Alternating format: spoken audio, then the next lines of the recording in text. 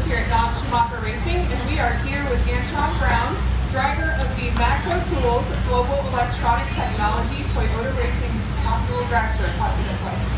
She got it all. No, Got it. said it right. I'm a pro, I guess.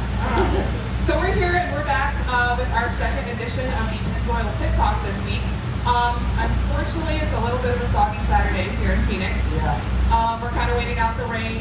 It's in and out, but we're hopeful that we'll at least get one round on track today. So that way, we can bring you guys a good show tomorrow for the fans on FS1. So we're going to go ahead and get started. Just like last week, we're going to bring you a one-on-one interview with a driver or sometimes a crew member here in the hospitality. And it's just going to be a casual, fun thing where we take social media questions opening up on the Monday race week and then answer your questions for the potential of a win of a fun swag pack from our friends at Pennzoil. So we'll get started. I've got a couple questions. We got to do something a little fun the other day, Thursday when you got here and landed from Indy. Got to hang out with Jim Johnson, a distributor with Matco Tools. Yeah. Tell us about that. It was a good day. It was an eventful day. I actually flew in and we got to get on the distributor's tool truck. So we get to make several stops, see his good customers. And Jim, he's been in the business for over 3 years now. So he's kind of new to the game, but the coolest part is to see how he interacts and how much his customers depend on him. He's not a salesman. He's more of a service guy. They depend on him to bring great service to their shop. But it's so cool to interact and me just cutting up with them and having fun.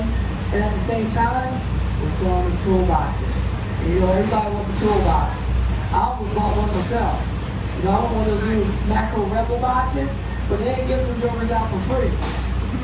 But in hindsight, I tell you what, we had a great time with them. We toured various areas. He's doing a great deal. He had a charitable event where he's doing raffle tickets, giving out stuff of that nature, and he gave out probably over 12 free tickets to the races here at Wild Horse Pass this weekend. I already saw a lot of his customers out here yesterday. Some's coming out today, and they'll definitely be here tomorrow for racing because the weather's supposed to be phenomenal tomorrow. Yeah, it looks like it's going to be great. So switching to Phoenix, I learned while we were in the car the other day a fun little nugget that I wanted to ask you about and talk about because it was a cool story. You licensed here in Top Fuel.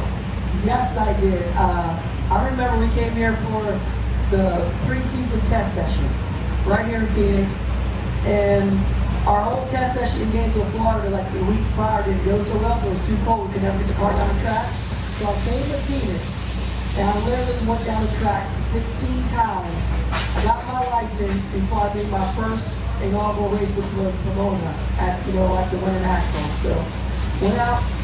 I'll tell you one thing is I remember sitting at the end of this racetrack. First time I made my first full run, I missed the turnoff because I hit the parachutes late. And I remember Big Dan Olson coming over to me. Hey, I need to talk to you. Come over here. Let me have a little talk with you. Son, you want to make that turnoff and hit them chutes on time, right?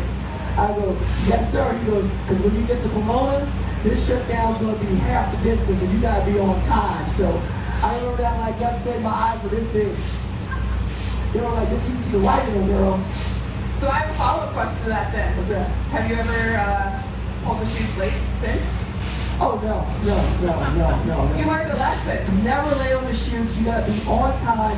The craziest part of it is like I actually hit the parachutes and let off the gas pedal. I look at this finish line at the cones, and I'll see they'll be about 200 feet in front of me. And when I see them about 200 feet in front of me, that's when I lift. And by the time I lift, I'm already through the finish line. That's how fast these cars travel. You got to do everything in advance. You got to be proactive, not reactive. If you're reactive, you end up in the sand trap. I don't want to be there. So let's go ahead and shift over to some of our fan questions that we got on social media this week. And one of them's kind of, I don't want to say it's a question I hear that's asked a lot, but I find it very interesting because every driver has their quirks. Michael from Twitter wants to know, do you have any pre-race rituals before you strap into your dragster?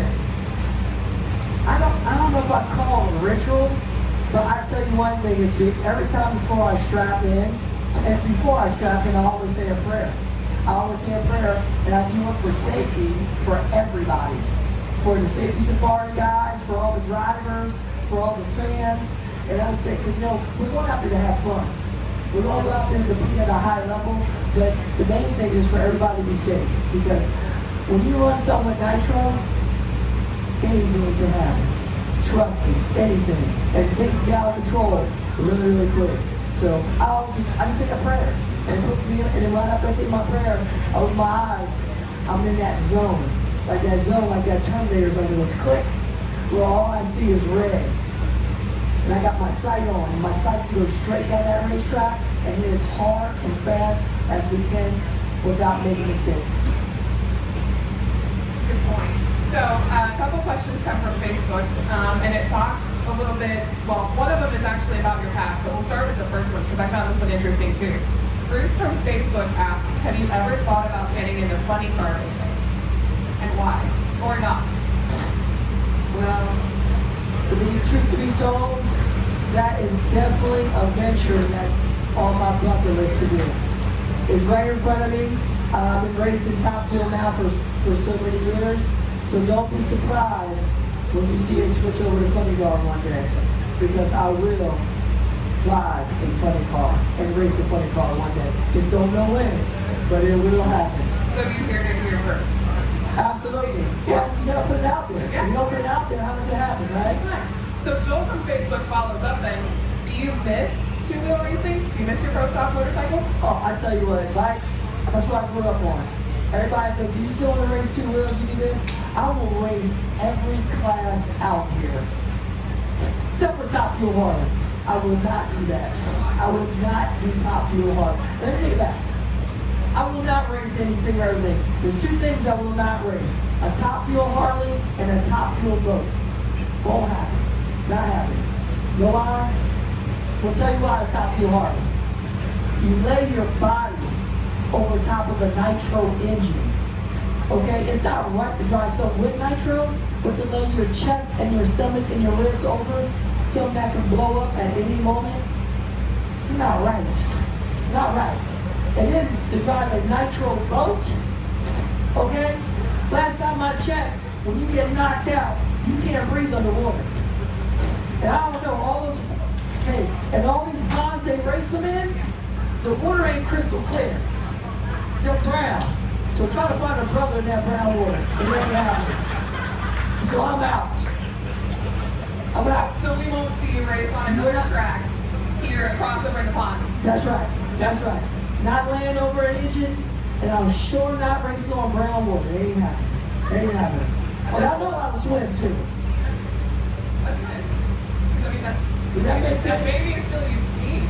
I hope not, but... No, when you gotta swim to get out of a crash, something ain't right. Well, you heard a lot of things here first today, obviously here with Antron Brown. Stay tuned. Coming up, we will be in Gainesville in March, and we'll have another Pennzoil Pit Talk then too. So until then, stay tuned.